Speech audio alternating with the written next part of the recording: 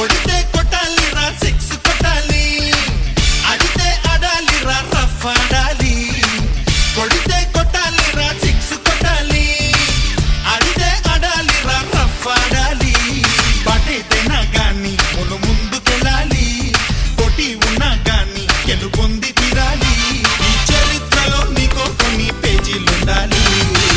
చిందే వెయ్యాలి నటరాజులాగా, నవ్వే చిందాలి నెలరాజులా. మనసే ఉండాలి మహారాజులాగా, ముగిసే పోవాలి రాజు.